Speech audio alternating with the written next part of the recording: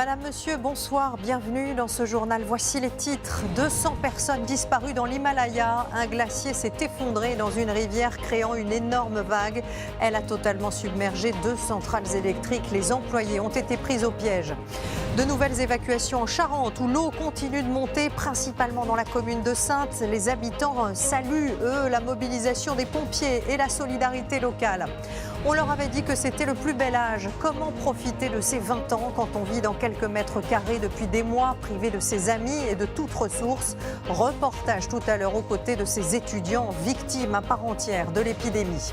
Dans ce journal, nous vous emmènerons aussi sur Mars, où le nouveau robot de la NASA, Perseverance, doit atterrir dans une dizaine de jours, après 7 longs mois de voyage. Et nous allons vous le montrer de très très près. Et puis alors que les lieux de culture nous manquent tellement, les expositions virtuelles cartonnent. L'une d'elles a rassemblé 1 million de visiteurs. Et si Internet devenait un immense musée universel et gratuit? Les témoins décrivent les mêmes sensations, les mêmes bruits que lors d'un séisme. C'est une scène d'une violence, vous allez le voir, inouïe qui s'est produite dans le nord de l'Inde. Un morceau de glacier s'est effondré dans une rivière, créant une immense vague qui a dévasté la vallée. 200 personnes sont portées disparues, dont une vingtaine coincées dans un tunnel. Patrick Ninine. Une énorme tempête arrive. Elle se dirige vers le poste des gardes-frontières. Un nuage de poussière, la terre qui tremble. Témoins impuissants de la catastrophe, des hommes tentent de prévenir les habitants en contrebas, en criant. Rien ne peut arrêter le torrent. Il emporte tout sur son passage, les pierres, les arbres. Tout obstacle est détruit, puis englouti. Les 2 barrages sur la rivière Alaknanda vont céder.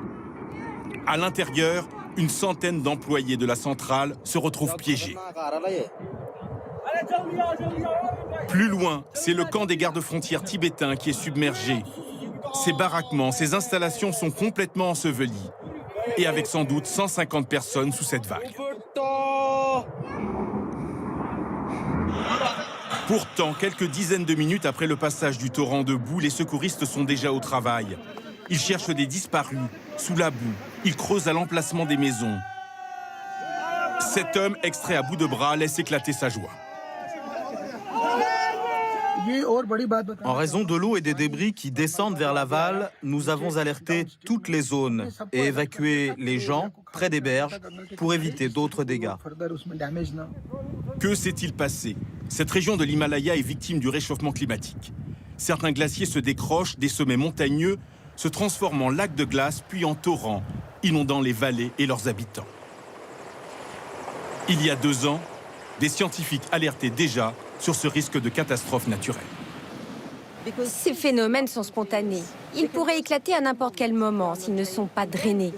Et la menace pour la communauté sera de voir soudainement des centaines de milliers de mètres cubes affluer et tout emporter. Emporter leurs maisons, leurs moyens d'existence et bien sûr les gens eux-mêmes. Au terme d'une journée de recherche, le bilan est pour l'heure d'au moins 7 morts. Une centaine de travailleurs et de villageois sont toujours portés disparus.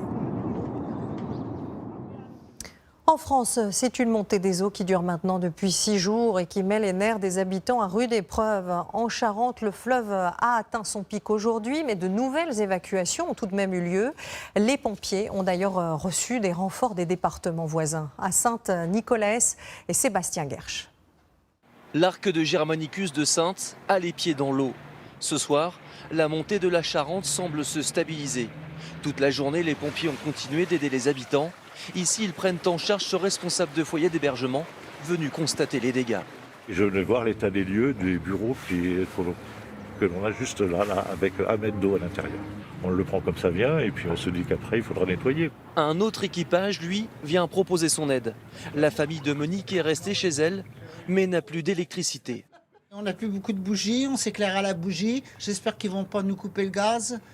Parce que maintenant, on n'a plus que ça pour faire à manger. Et je vis sur ce que j'avais dans mon frigo, voilà. Cet après-midi, les gendarmes ont effectué des reconnaissances sur le fleuve autour de Saintes. Dans la ville, depuis le début de la crue, 200 personnes ont été évacuées par les pompiers. La municipalité a pris en charge plus de 500 habitants, mais certains restent dans leur maison par peur des pillages, comme ce propriétaire démoralisé. Oui, on l'a acheté il y a 6 ans, 50 000 € de travaux. On a eu la colère, maintenant on est résigné. Une résignation subie. Lui aussi touché par cette montée des eaux, Brice a trouvé un moyen original pour regagner son domicile. On habite dans le secteur et pour l'instant je vis là, donc du coup j'en profite pour voir un petit peu comment ça se passe, en espérant que ça va arrêter de monter et puis que la décrue va commencer à poindre, on va dire. Du côté des autorités de la mairie, on espère une accalmie. La tendance qui nous est annoncée par les services de l'État, c'est une pluviométrie très fine, donc pas importante sur Saintes, et qui permettrait d'envisager qu'on n'ait pas d'aggravation de la pluie. Même si le niveau de la Charente paraît ralentir sa montée, il faudra encore plusieurs semaines aux habitants de Saintes pour un retour à la normale. Et on va retrouver tout de suite un autre de nos envoyés spéciaux. Bonsoir Yaël Chambon. La situation, et on l'a vu, très éprouvante pour les sinistrés. Non seulement cette crue n'est pas finie, mais on l'entendait à l'instant, l'eau va sans doute mettre des jours à s'évacuer. Exactement, Anne-Claire. L'eau stagne actuellement. On est sur un plateau à 6,17 m.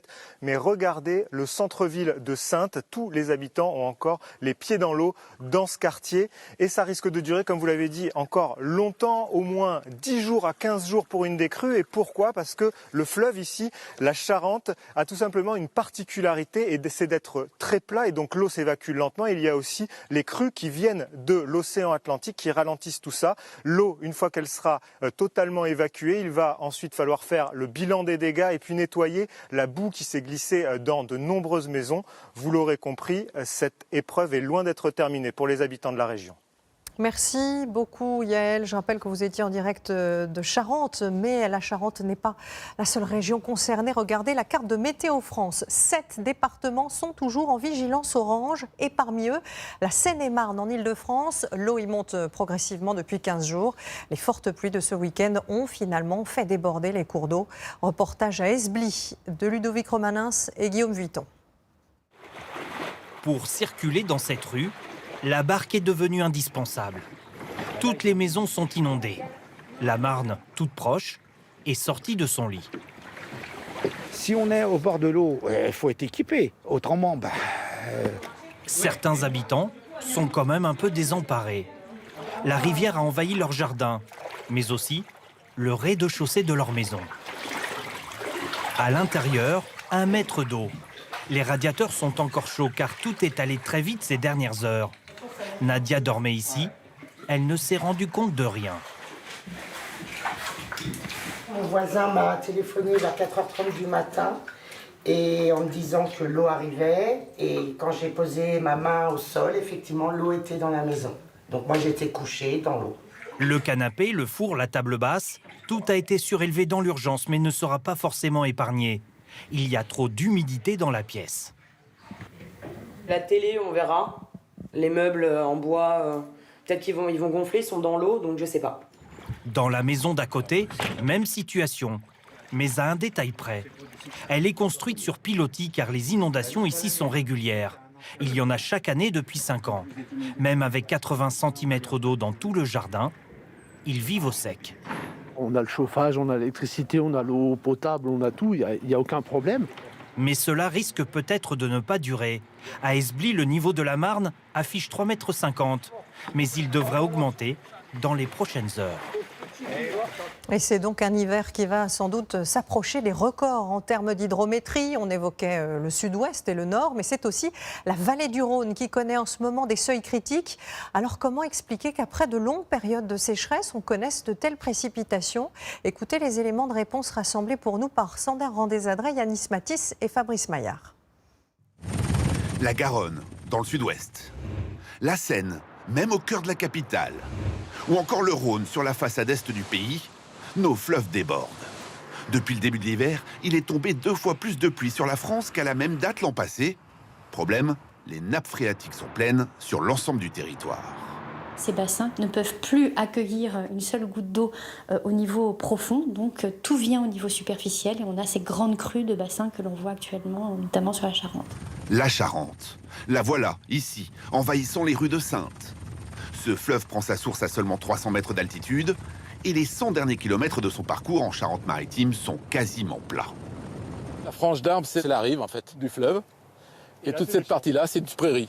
Nous sommes maintenant aux alentours de Cognac. Ce fleuve est bordé essentiellement de champs et pour plusieurs raisons, il risque de rester inondé longtemps.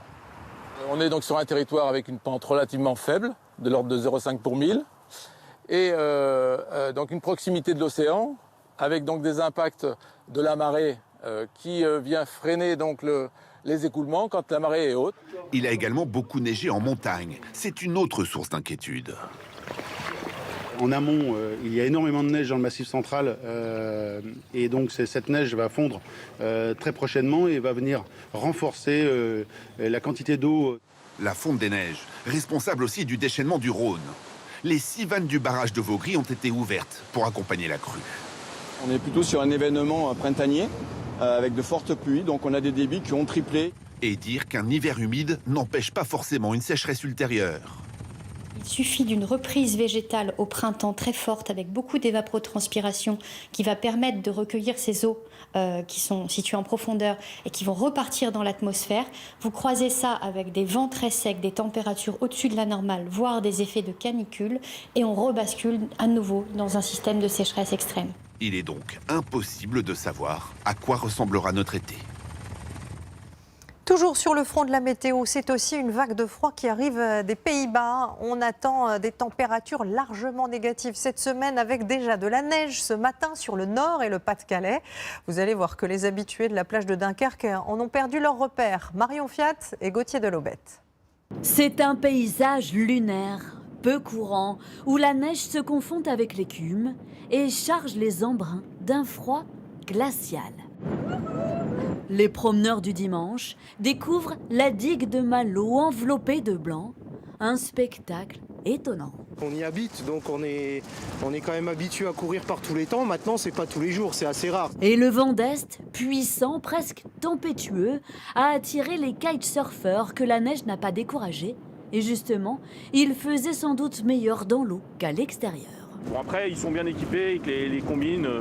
Alors par contre, la visibilité est moins bonne. Et ça change le décor, c'est joli. C'est joli de voir toute la plage en blanc, c'est sympa. Dans le centre-ville, le parc s'est transformé en boule à neige géante, un décor figé où seuls les flocons virevoltent. Et ça amuse beaucoup Louise, qui découvre ses plaisirs pour la toute première fois. Trop bien, je peux lancer des boules de neige sur mon papa. Ah. Hier, il faisait 11 degrés ici. Ce matin, -1. Une chute brutale qui a beaucoup surpris les automobilistes. Et sur les autoroutes comme sur les routes secondaires, les conditions de circulation étaient très délicates. Ça glisse quand même un petit peu, mais ça va, on roule tout doucement, on reste en deuxième, on fait attention. Vous attendiez autant de neige ? Non. On s'est réveillé ce matin en fait et on a été surpris. Dans les Flandres, seule une petite couche de neige est tombée, mais cet après-midi, les températures ont continué de baisser. Certains automobilistes anticipent pour prendre la route plus sereinement demain matin. Là, je suis en train de tout déneiger parce que demain matin, j'ai besoin de ma voiture, donc je fais le plus gros. Le gel, c'est bien le risque pour les prochains jours, avec des températures qui devraient chuter jusqu'à -10 degrés dans le Nord-Pas-de-Calais. Et dans les prochains jours, c'est toute la moitié nord de la France qui devrait être touchée par une vague de froid, avec des journées complètes sans dégel. Et pour mieux comprendre ce froid que vont nous envoyer les Pays-Bas, regardez ces images. Là-bas, une tempête de neige a paralysé les transports. Les habitants n'avaient pas vu cela depuis 10 ans, avec une couche qui a atteint 30 cm par endroit. Voilà maintenant des chiffres qui semblent pour l'instant valider la décision de ne pas reconfiner. Le nombre de contaminations quotidiennes est certes à un niveau élevé, mais il est stable depuis maintenant 9 jours, avec même, vous allez voir, une légère baisse en fin de semaine. Alors, quelle conclusion peut-on tirer de cette courbe épidémique ? Décryptage avec Caroline Bell et Pierre Humet. Couvre-feu à 18h, centres commerciaux et frontières fermées. Le dernier tour de vis, après des semaines et des semaines de restrictions, commencerait-il à porter ses fruits ? Depuis quelques jours, les contaminations et les hospitalisations semblent amorcer une baisse, même si elles restent à un niveau trop élevé. L'épidémie serait-elle en train de fléchir, en France comme chez nos voisins européens ? Ces courbes sont trompeuses, parce qu'elles mélangent finalement deux courbes, qui sont celles de le virus de 2020, celui qu'on a eu, qui a été responsable de la première, deuxième vague, et qui finalement est aujourd'hui plutôt assez bien contrôlée. Et puis une autre courbe qui n'est pas encore visible ici, mais qui est celle qu'ont connue des pays très touchés par le fameux variant anglais. Comme au Portugal, en Espagne et au Royaume-Uni, où à chaque fois, la courbe de l'épidémie a fléchi grâce à un confinement strict. Les Français, dont la prudence a permis d'éviter une explosion des cas pendant les fêtes, pourraient-ils y échapper? Il y a peut-être une petite marge de manœuvre. Maintenant, cette marge de manœuvre, elle est ténue. On suit le variant anglais de très près et on verra à la mi-février si la situation est toujours tenable, voire s'améliore, ou si malheureusement on est obligé de prendre des mesures plus dures. Car le variant anglais est bien là. Entre début et fin janvier, il est passé de 3 à 12% des contaminations. Mais quand va-t-il circuler massivement? Les projections établies par ce chercheur laissent peu de place au doute. Les anciens variants ont plutôt tendance chaque semaine à baisser, de l'ordre de 6%, alors que le nouveau variant, lui, a une augmentation par semaine d'environ plus 60%, ce qui risque à terme d'entraîner un débordement complet de l'épidémie. Heureux hasard du calendrier, la montée en charge inexorable de ce variant correspond à nos vacances scolaires qui viennent de démarrer. Les écoles fermées et le respect des consignes sanitaires nous permettront peut-être de freiner cette troisième vague. Et ce week-end, c'est un troisième vaccin qui est arrivé dans les hôpitaux français, celui d'AstraZeneca, beaucoup plus facile d'usage que les deux autres, mais aussi un peu moins efficace selon les essais cliniques. Certains se demandaient donc quel accueil allaient lui donner les soignants. Eh bien, regardez ce reportage tourné par Gwenaëlle Bellec et Alexandra Poupon. Les premiers soignants à venir se faire vacciner avec le nouveau vaccin AstraZeneca. Il y a là des médecins, des infirmiers. Les choses s'accélèrent et pour la première fois, des jeunes soignants peuvent recevoir l'injection, comme ces sages-femmes. Entre deux accouchements, on a pu se libérer pour faire la vaccination. Moi, j'ai 25 ans. Je pensais que ça allait être plutôt cet été. Je viens d'avoir 28 ans. Leurs collègues ont moins de 30 ans. Ici, tous sont volontaires. Qu'ils travaillent en ville ou à l'hôpital, les soignants profitent de l'arrivée du nouveau vaccin. Je pensais devoir attendre au moins un mois et j'ai appris que je pouvais me faire vacciner hier ou avant-hier. Je ne travaillais pas, donc j'ai sauté sur l'occasion, j'ai dit allez. 120 injections aujourd'hui à l'hôpital de Versailles, des soignants du SAMU ou des aides-soignants comme Christina, également volontaire. Je fais le vaccin parce qu'on a des patients immunodéprimés et que c'est important pour les protéger et pour nous protéger aussi. En France, les aides-soignants ne seraient qu'une minorité à vouloir se faire vacciner. Il existe des réticences dans tout le corps médical. Certains en appellent à leur responsabilité. Les réticences qui existent dans la population sont aussi les réticences qui existent chez les professionnels de santé. On a des hôpitaux avec des clusters dans des services et qui contaminent bien sûr les autres professionnels, mais qui contaminent aussi les patients. Et en général, le virus, c'est un professionnel de santé qui l'amène. Ce centre de l'hôpital de Versailles est ouvert depuis le 4 janvier. Le nouveau AstraZeneca est conservé à 3 degrés, ici dans cette chambre froide. À partir de demain, il y aura 200 nouvelles vaccinations tous les matins.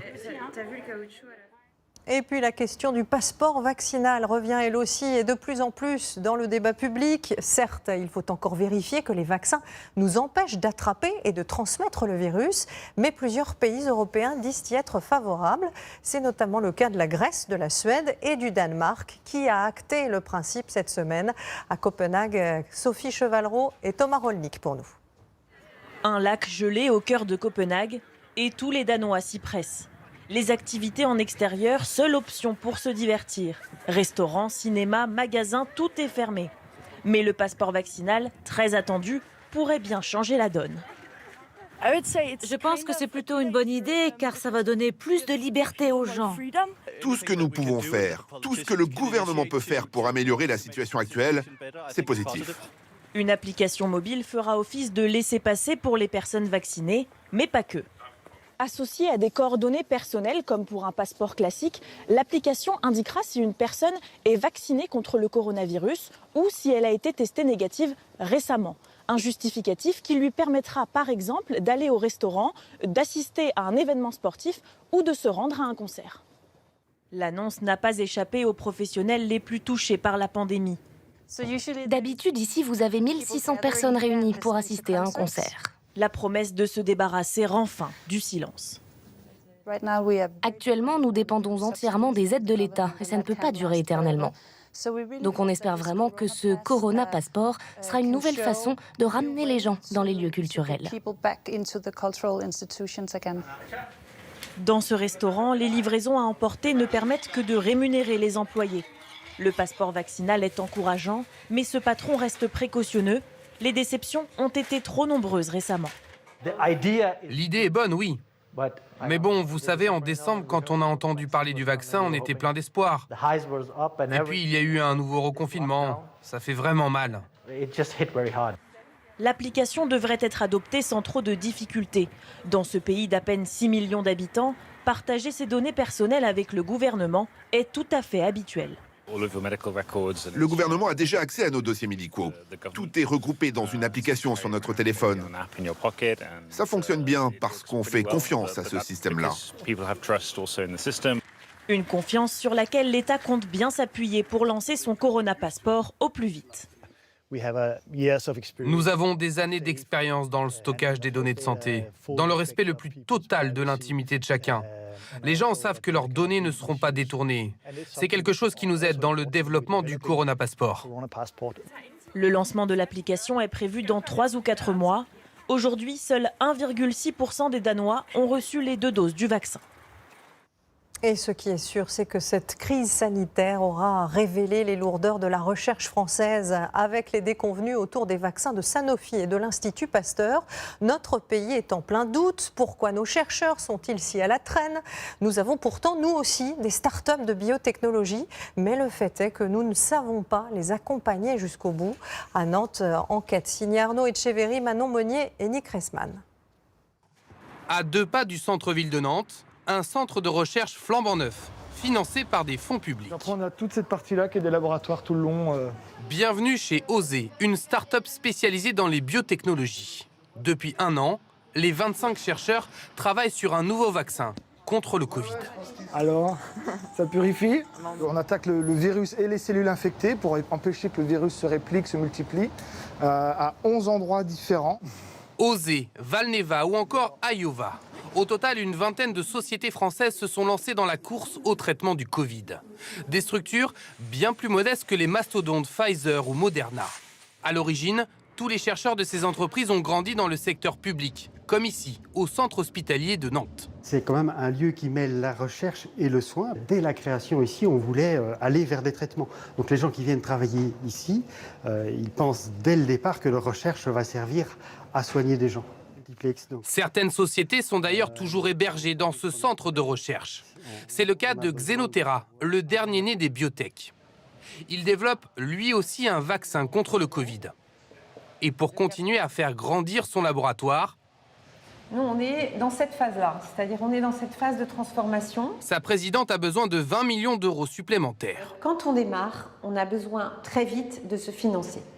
Pour ça, on a besoin de gens qui investissent, qui croient à votre histoire, à votre idée et qui investissent. L'argent, c'est le nerf de la guerre. Xenotera a été aidé par des fonds privés. Il a également reçu de l'argent public. 200 millions d'euros ont d'ailleurs été versés sur l'ensemble de la filière biotech ces 10 derniers mois. Une goutte d'eau comparée aux 1,5 milliard de dollars versés par l'administration américaine au seul labo Moderna. Pour rivaliser notamment avec les Américains, il y a également un problème d'ordre bureaucratique. Je pense que le frein, c'est vraiment la politique d'achat à la fin, c'est-à-dire qu'on fasse en sorte que nos innovations, qui sont bien financées au départ, qui sont de belle qualité, soient achetées par l'État à la fin. Si vous perdez du temps, vous perdez de l'argent. Plus de fluidité, de rapidité, pour éviter qu'un laboratoire français n'aille vendre en priorité ses vaccins à un autre pays. C'est ce qui est arrivé à la société Valneva. 60 millions de doses seront livrées cet automne à la Grande-Bretagne, faute d'accord avec la France et l'Europe. Et ces lenteurs bureaucratiques, elles sont aussi pointées du doigt au niveau européen. Bonsoir François. Bonsoir Anne-Claire. Alors on se souvient que Bruxelles avait annoncé en grande pompe un plan de relance de 750 milliards d'euros. Eh bien cette aide, elle se fait un peu attendre sur le terrain. Figurez-vous Anne-Claire qu'on peut être embarrassé aussi par trop d'argent, exactement comme un gagnant au loto. Ainsi l'Italie va recevoir 220 milliards, la France 100 milliards. Du coup, moins d'un État sur 2 a envoyé à Bruxelles ses investissements prévus 8 mois après le lancement. Parce qu'il faut mettre sur pied de gigantesques projets pour la transition écologique, le numérique, la formation, comme par exemple l'équipement des stations-service de recharge pour les voitures électriques ou la fabrication de batteries. À cela s'ajoute la complexité du circuit de décision. Les plans seront discutés d'abord par la Commission, qui doit donner son accord, puis par chacun des plans qui sera négocié au Conseil des chefs d'État, avec les réformes qui seront demandées en contrepartie. Parallèlement, chaque pays devra faire ratifier le projet par son Parlement national. Si l'argent est décaissé avant 2022, c'est un miracle. La relance risque bien d'arriver comme les carabiniers, un peu trop tard. Il y a 10 ans, après la crise financière, l'Europe avait fait rechuter l'économie à force de rigueur budgétaire. Aujourd'hui, elle fait le pari inverse, la relance, mais ne parvient pas à le mettre en œuvre. Auparavant, l'Europe avançait dans la mauvaise direction. Aujourd'hui, elle recule dans la bonne. On progresse. Merci François, on va méditer à tout ça. Merci beaucoup. Et puisqu'on parle d'aide financière, on a beaucoup évoqué la détresse des étudiants ces dernières semaines avec ces files d'attente devant les banques alimentaires. Mais plus que la faim, certains pointent surtout du doigt la solitude extrême dans laquelle la fermeture des universités les a plongés. Vous allez entendre Romain, il a fêté ses 20 ans aujourd'hui, un anniversaire tellement loin de ce qu'il imaginait il y a encore quelques mois. Son portrait signé Sylvie Pinatel et Romain Verdi. Un jour après l'autre, tenir bon, avec des horaires, des vrais repas et des tout petits riens. Là, quand je regarde dehors, il fait beau, ça fait vraiment du bien. C'est vraiment juste, il y a un grand soleil et ça fait un bien fou, en fait. Dans cette résidence de 300 étudiants de la banlieue lyonnaise, un élève s'est défenestré il y a 2 mois, depuis le 5e étage de cet immeuble. Le lendemain et les jours d'après, Romain n'a pas regardé le ciel. Quand je suis venu m'asseoir à ce bureau, comme tous les matins, je mets l'actualité et je vois qu'on parlait de voitures brûlées à Villeurbanne, qu'on parlait de plein de choses, mais qu'on parlait pas de ce drame. Et moi, ça a été vraiment insupportable de se dire, mais on n'en parle pas.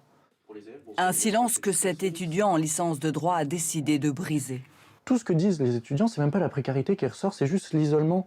C'est vivre dans 10 mètres carrés tous les jours, derrière un ordinateur, à suivre un cours pendant 8-10 heures, derrière cet ordinateur, à ne voir personne. On va manger seul, on va vivre seul, c'est très dur psychologiquement. En fait, c'est facile de dire par téléphone, oui, ça va bien, alors que pas du tout. Est-ce que le contrat conclut? Difficile aussi de dire qu'on est perdu à un professeur. Est-ce que vous avez des questions? Qu'on ne voit plus depuis des mois. Est-ce que les étudiants répondent encore à ce genre de questions? Non. Les professeurs aussi n'en peuvent plus. C'est à distanciel, eux, ils ne nous voient pas. Le logiciel n'est pas assez performant pour qu'on puisse mettre tous nos caméras, sinon ça plante. Depuis qu'il témoigne dans les médias, Romain reçoit des dizaines de messages de détresse.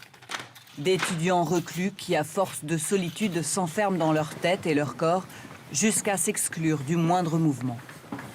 Psychologiquement, c'est dur en fait de sortir de cet isolement. On est vraiment renfermé sur soi, on se rend compte. Il y a quelqu'un derrière la porte, mais c'est quelqu'un qui n'ose pas ouvrir. Il y a des gens derrière ces portes et personne ne répond? Mais si j'ai les clés, j'ouvre, il y a quelqu'un derrière la porte. Et c'est ce qui s'est passé pour les pizzas. Il y a 2 semaines, un restaurateur a donné 25 pizzas et c'est Romain qui les a distribuées. Franchement, ça m'a redonné le sourire pour limite 3 jours. Pourquoi? Parce que c'était un acte de solidarité et ça faisait chaud au cœur de me dire qu'il y avait des gens qui pensaient encore à nous. Le sentiment d'avoir été oublié, mis de côté. Nassim et tous ceux qu'on a croisés le partagent. Lui a la chance de rentrer chez lui le week-end et c'est vital. C'est vraiment la quantité de travail, le fait d'être isolé, d'être dans son coin, de ne pas recevoir vraiment d'aide extérieure. On accumule et au bout d'un moment on craque. C'est vrai qu'il y a des moments où je me sens pas bien, je me sens pas moi en fait. Les professeurs de fac le disent, les moyennes sont catastrophiques. Beaucoup d'étudiants décrochent et ont peur pour leur avenir. Romain, lui, gère au jour le jour. Il n'a plus les 400 € de son job d'étudiant et les repas du Crous ne suffisent pas à le nourrir. Mais il a entendu parler d'un collectif, monté par une professeure de droit et quelques collègues qui achètent et distribuent de la nourriture. Il faudrait aller me chercher de l'huile. Un collectif qui a levé 100 000 € de dons et qui aide 300 étudiants. Dans les pains, pareil, qu'est-ce qu'il faut? Je veux bien du pain de mie. Cette professeure cherche un local permanent pour mieux soutenir cette détresse dont elle est le témoin. Des suicides d'étudiants, il y en a beaucoup. Il y en a beaucoup et on en parle très peu. Il n'y en a pas que 2 à Lyon, quoi. Non. Il y en a dans d'autres villes universitaires. Et on n'en parle pas. Pourquoi ? Je pense que c'est très compliqué de comprendre ce qui pousse quelqu'un à... Mais je suis convaincue que ce qu'on leur impose de vivre ne peut que fragiliser encore plus des gens qui sont fragiles. On ne compte en France qu'un psychologue universitaire pour 25 000 étudiants. Le gouvernement a annoncé le doublement des effectifs dans les prochains mois. Il y a urgence. Romain, lui, a tapissé ses 10 mètres carrés de solitude avec les images de tout ce qui lui est cher. Mes années de lycée, mes années de bénévolat en maison de retraite, le passage de mon permis moto, mes randonnées à vélo, les nombreuses soirées avec les copains. Enfin, c'est tout ce qu'il y avait d'agréable avant et tout ce que j'espère retrouver très vite. Un cocon de souvenirs, en attendant d'en faire plein d'autres.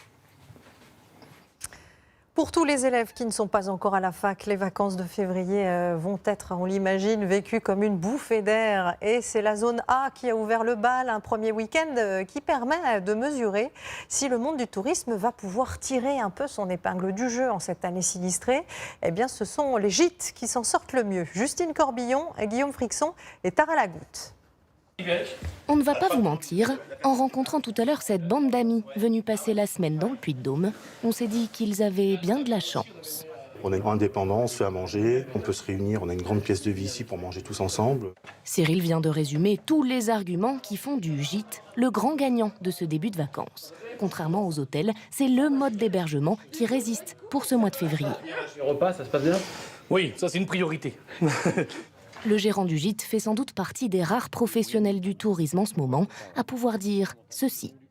On a 2 fois plus de demandes que l'année dernière. Son téléphone n'arrête pas de sonner. Oui, allô ? Il répond poliment. Bonjour. Oui, dites-moi. Mais malheureusement... Il est complet déjà. Ah, d'accord. Tout février est complet, toute la partie noire. Il me reste quelques disponibilités fin mars sur certains gîtes, sur 2 gîtes. Faute de pouvoir aller skier dans les stations des Alpes ou des Pyrénées, les touristes se sont rabattus sur la moyenne montagne, son ski de fond et ses raquettes. Et ils privilégient les maisons individuelles. Nous avons contacté les principaux sites de location. Ils n'ont pas encore de chiffres, mais constatent cette tendance. Les vacanciers de la première zone ont choisi des séjours près de chez eux, Massif Central et en plein hiver, la mer, Méditerranée ou Atlantique. Bienvenue au gîte des Sables Blancs. Ce propriétaire de gîte en Bretagne prépare l'arrivée de vacanciers pour ce soir. Et lui aussi a quelques arguments.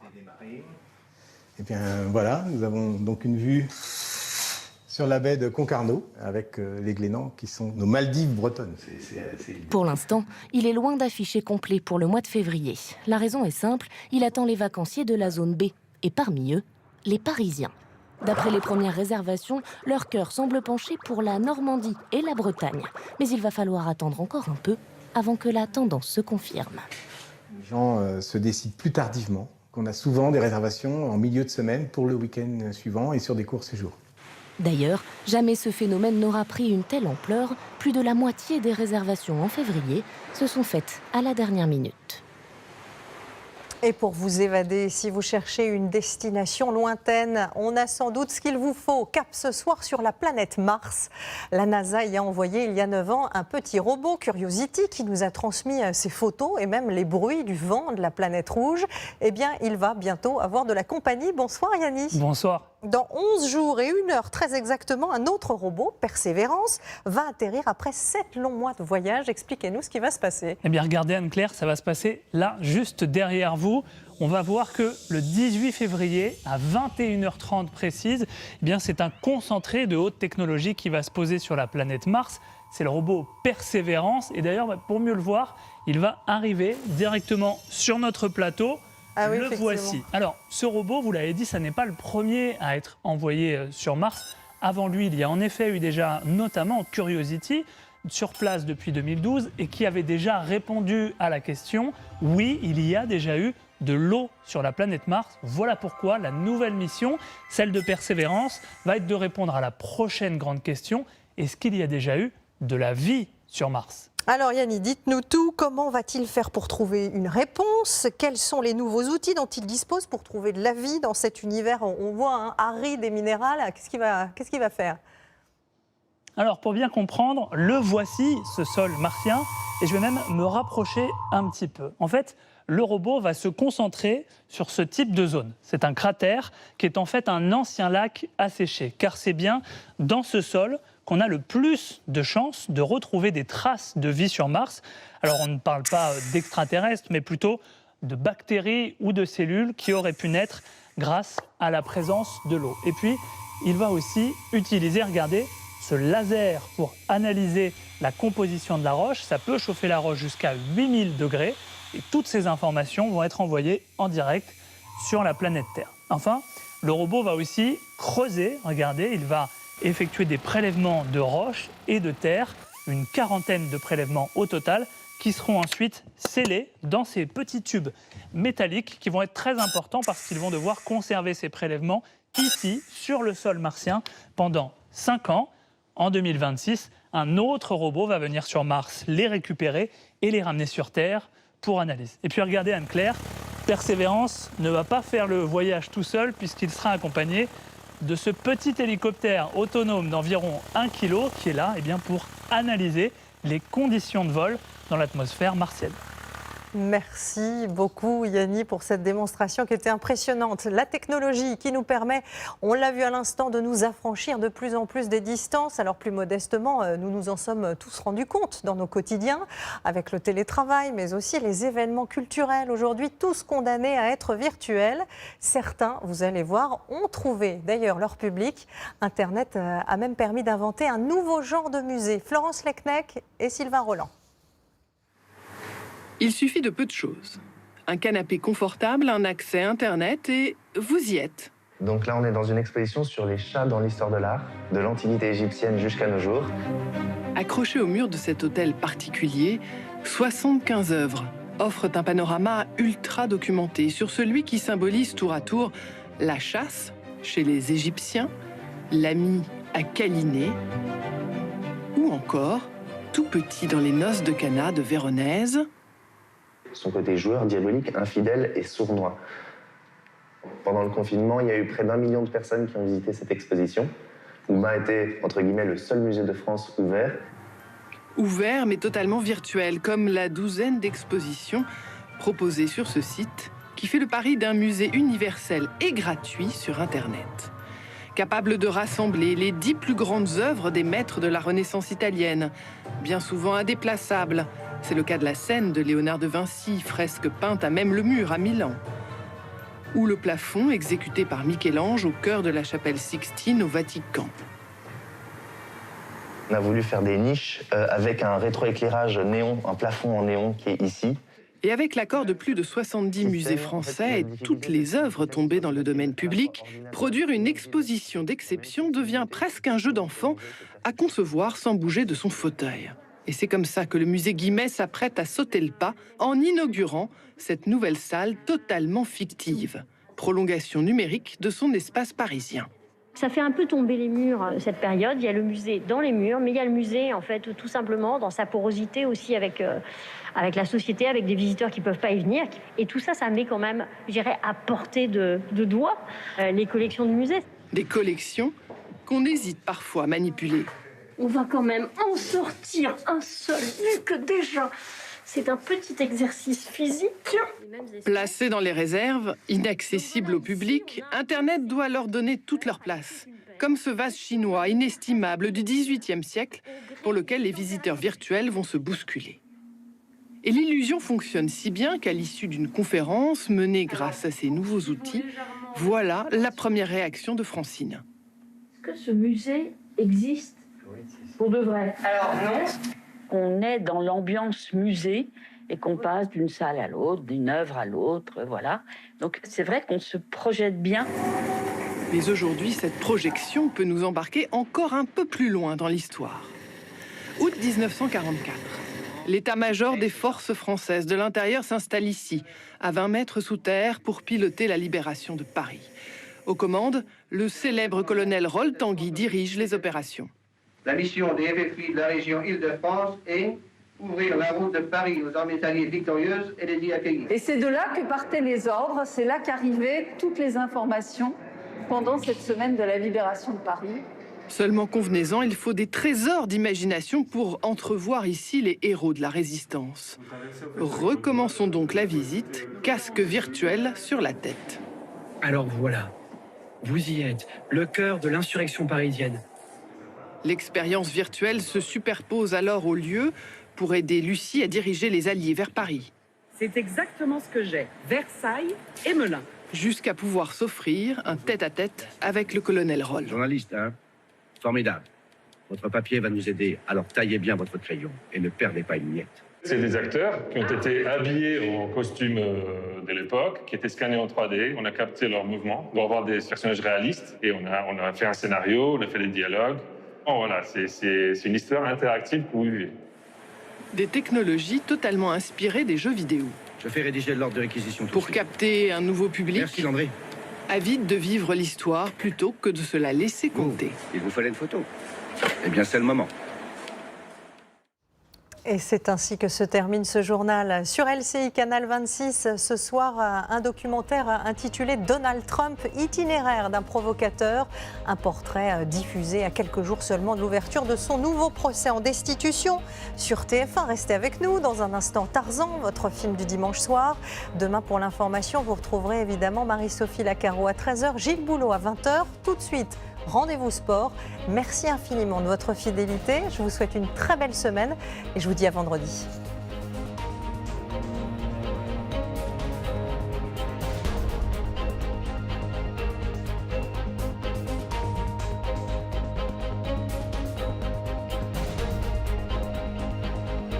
Retrouvez toute l'info sur LCI, canal 26.